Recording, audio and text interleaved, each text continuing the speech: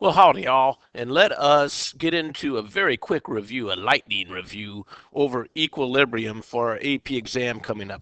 So, when I think of equilibrium, I think of K, and this, I guess, the overall term would be KEQ, and we have to remember that this is our equilibrium constant, right? Equilibrium constant, and that equilibrium constant is really derived out of kinetics, and it is the ratio of the K of the forward divided by the K of the reverse reaction when the rates are equal to each other. Okay, good. So that is my K. And what's very important to understand here is only two things change my K: temp and the reaction itself. If I change concentration, if I change pressure, if I add a catalyst, none of those things change my equilibrium constant.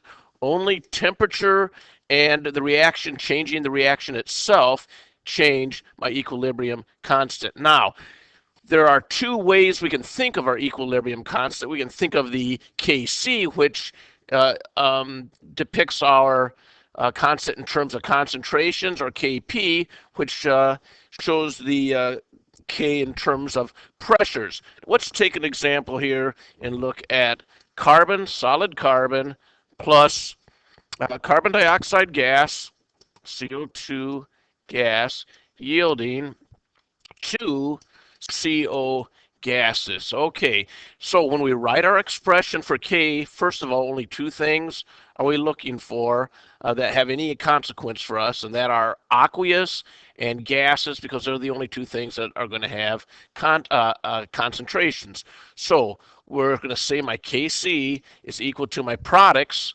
raised to their coefficients, so the concentration of my CO raised to its coefficient, which would be 2, over the concentration of my CO2 raised to its coefficient. So that is my Kc, and it's very important that we understand these are concentrations when we're talking about Kc. Now, it's also important to understand that these concentrations are not any, but really we ought to, at least in our mind, understand that these are equilibrium concentrations, and they're not just any concentrations. Now, I can also express that in terms of a Kp. In that case, Kp is going to be equal to not my concentration, but my partial pressures. So the only thing that matters with Kp are gases. Up here, we can look at gases and aqueous, right? But they're always in terms of concentration. Down here, they're always in terms of pressure. And it's important that you write this properly. It has to be the partial pressure of carbon monoxide squared over the partial pressure of carbon dioxide. There we go. Now there is a relationship between Kc and Kp, and that is Kp is equal Kc RT to the delta N. And my delta N is going to be, delta N is moles of gaseous products minus moles of gaseous reactants. And that's the way we can convert from Kc to Kp. This would be my 0.0821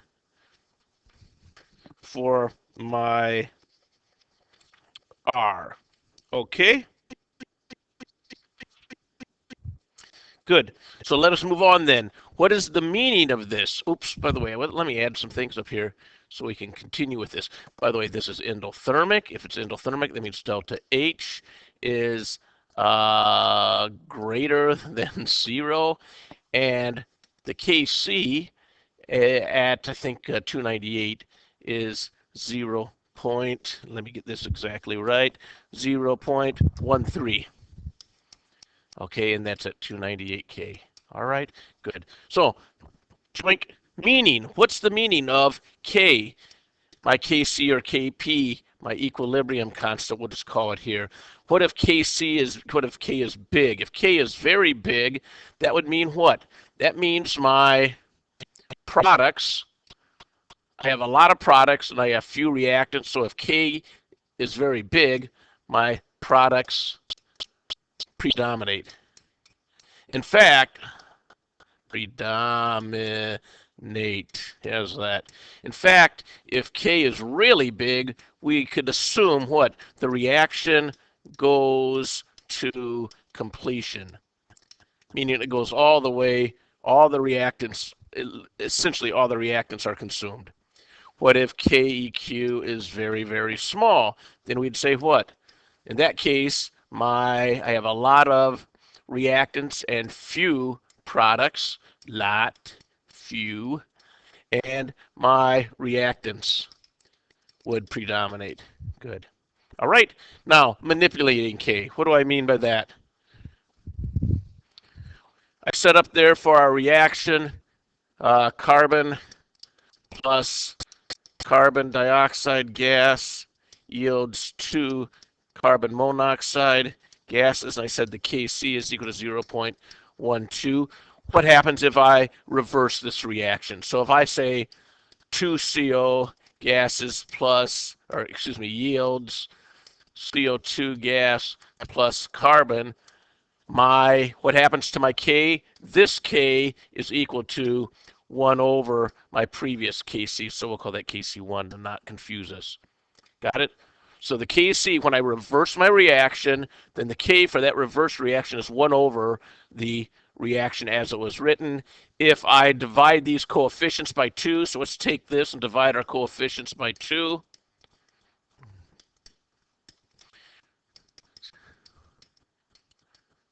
What happens? Then I take my original Kc and I raise it to the power that I multiply my reaction by. So in this case, I multiplied everything by 1/2, so I raised this to the 1/2. If I were to double this, so let's take this and double it, 2C plus 2CO goes to 4CO. Then my new K here would be equal to my old Kc, which I'm calling Kc1, remember, squared. That's what I mean by manipulating. Okay, moving on. Good. Now let's do some calculations. Two types of calculations you'll see with equilibrium, at least at this point. Calculating Kc given an initial concentration and an equilibrium concentration. And what we're going to do is we're going to use ice. So let's go back to our initial question or our initial reaction. I have carbon plus carbon dioxide gas, right, yielding 2 carbon monoxide gases. And we're going to do an ice chart. And let's say, what's my initial? Let's say my Kc is, oh no, we want to find the Kc. Let's find the Kc at 1,000 degrees. And so let's say that let's say that I have an initial concentration of CO2 equals 0.189 molar, and I have an equilibrium concentration of CO equals 0.29 molar. And my question is, what is the Kc? So let's write our ice box. And since this is a solid, we really don't care about anything with it. We just worry about the gases and the aqueous. What's my initial concentration of carbon dioxide? This is initial, right? Initial, change, and equilibrium, right? My initial concentration is 0.189. What's my initial concentration of carbon dioxide? Well, none is given, so we're assuming 0. Now we look at our coefficients to determine what our change will be. In this case, my coefficient is 1, so we're going to say minus x. Over here, it's a 2. It's going to be a 2x. But if this is a minus on this side of my arrows, it's going to be a plus 2x, right? And so at equilibrium, I have 0.189 minus x and 2x. But they also tell us here what? What is my equilibrium concentration of CO? Yoink! It is equal to 0.29. So that would mean my 2x is equal to 0.29 molar. So what is x equal to? It looks to me like that's a 0.145 molar, right? This is going right here, right? This thing goes right here, doink, doink. And now this, what can we do? We can plug this in here to solve for our equilibrium concentration, 0.189 minus 0.145 molar. And it looks to me, if I can do my math, it's 0.044 molar is the equilibrium concentration of my CO2. We want to get our Kc, so let's rewrite the expression. Kc is equal to what? The equilibrium concentration of my CO squared over the equilibrium concentration of my CO2. And so I just plug those into my equation, and I would say, okay, what is my equilibrium concentration? Here's my equilibrium concentration of CO, and what's that equal to? 0.29 molar squared over, what is this concentration? 0.044. There we go, and that's how you would calculate that. I'm not going to calculate it, but that's good enough. Moving on. What do we do if we're going to calculate an equilibrium concentration given Kc and an initial? So let's assume, let's go back to our 298, 0. What did I say, 13? 0.13. Oh, yeah, I think it's 0.13. 0.13 was our Kc. And let's say that our initial concentration of, let's go with carbon dioxide again, equals 0.52. That sounds good. 0.52 molar. So what are we going to do? We're going to use ice again here. Oops. We're going to use ice. So let's write our equation. Carbon plus carbon dioxide gas yields 2 carbon monoxide gases, right? We do our ice. Since our solids are not affected, we don't have to worry about that. Carbon dioxide, what's my initial, what is this? This is an initial concentration. So I have 0.52. They don't tell me anything about my carbon dioxide, so that's going to be assumed to be 0. Now, often, hey, what words do they use to indicate this? Sometimes they'll call it an initial, or sometimes they'll say a flask is charged with 0.2 molar, or 0.52 molar is put into a flask. But in any case, we're talking about this being the beginning amount. Okay, good. This would be minus x then. This would be plus 2x, right? Because we were looking at our coefficients. This would be 0.52 minus x. This would be 2x.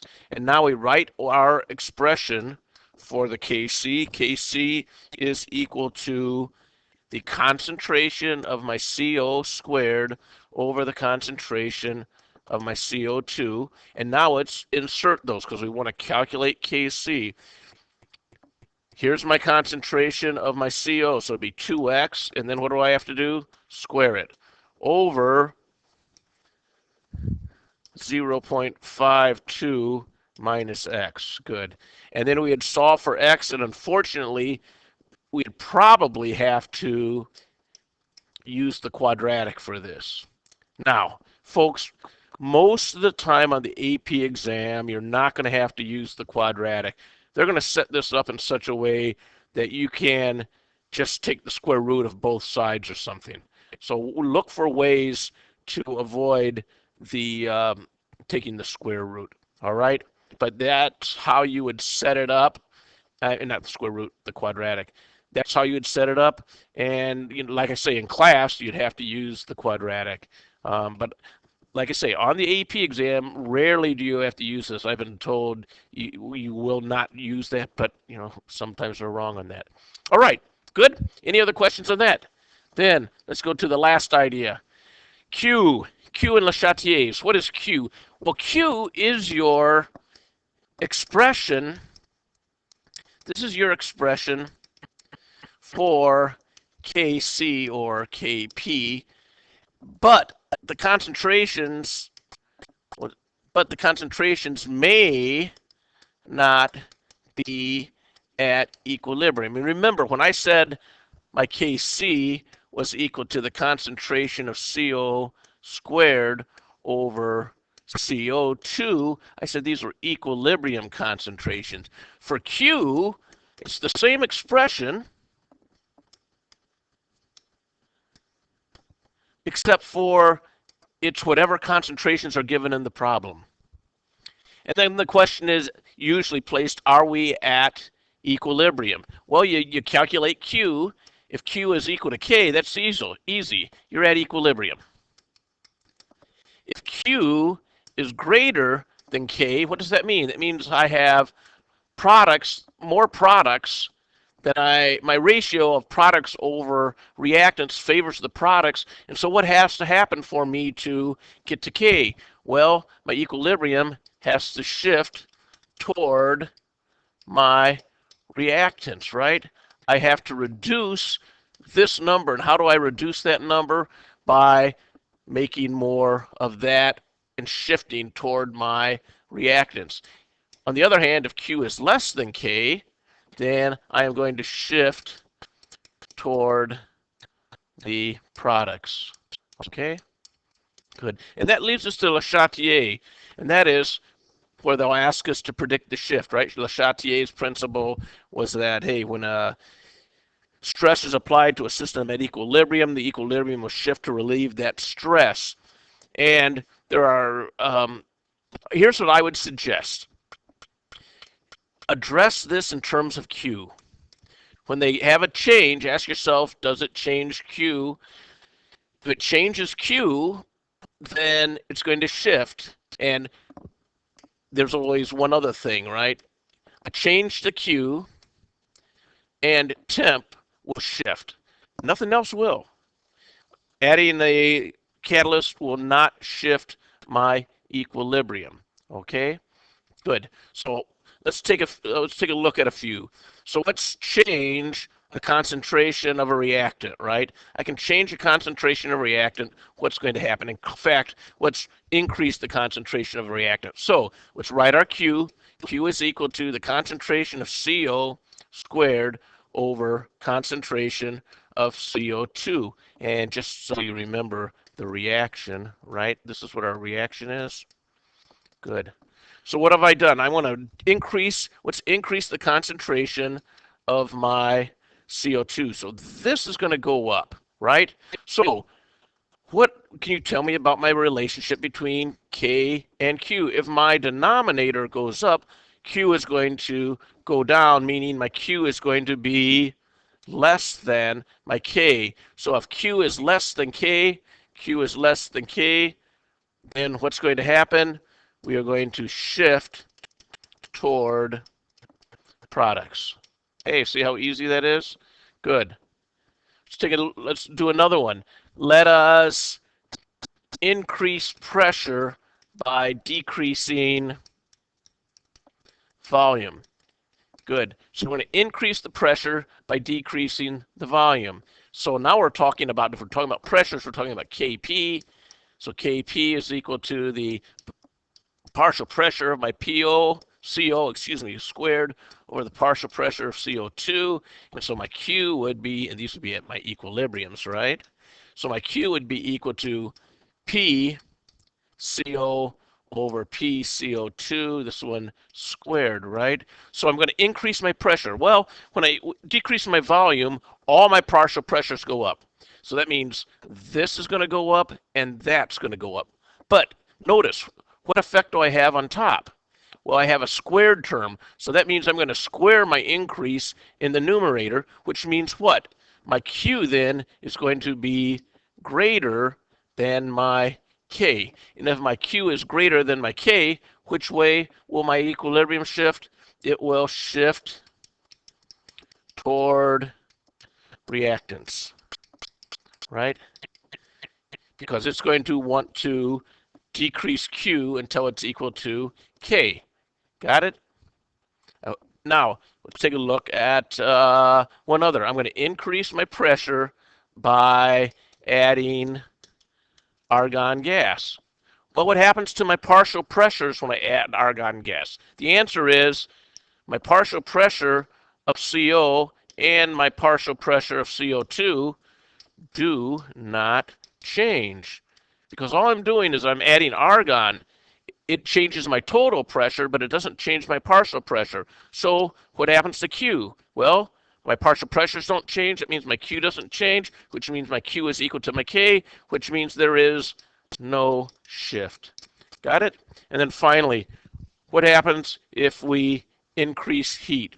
So we increase heat, what's going to happen? Well, first of all, a change in heat is going to, I'm going to give you two ways to approach this. Here's one way. An increase in heat is going to have a bigger impact on the K of, and this is the kinetics K, the rate constant of the endothermic reaction. And remember, we said that our KEQ is equal to KF over KR. So if the KF is endothermic, it's going to have a bigger impact on that. So if I raise my temperature, then this is going to increase more than that, which means my KEQ will, my equilibrium constant will increase. If, on the other hand, my reverse reaction is the endothermic reaction, when I increase my temperature, it's going to have a bigger impact on my reverse than it is on my forward, and so then my KEQ will decrease. So we have to look and understand whether it is exothermic or endothermic. Now, the other way to think about it is think of heat as a reactant or product. This is easier to comprehend, I think, but less satisfying technically. So when you have an endothermic reaction, heat is a reactant. When you have an exothermic reaction, heat is a product.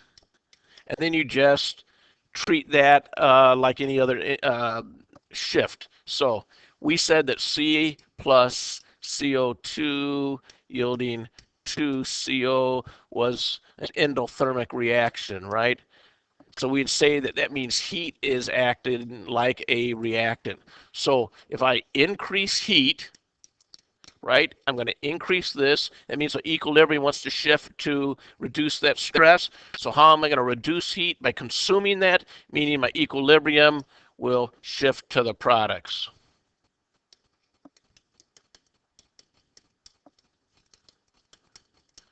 Got it? And if I reduce my heat, then this comes down. Equilibrium is going to, if I reduce the heat, the equilibrium wants to bring heat back into the system. And how can it do that? By creating heat, meaning I am going to shift toward my reactants. Okay, that is our review in 23 minutes. Okay, I hope that helps. See you later.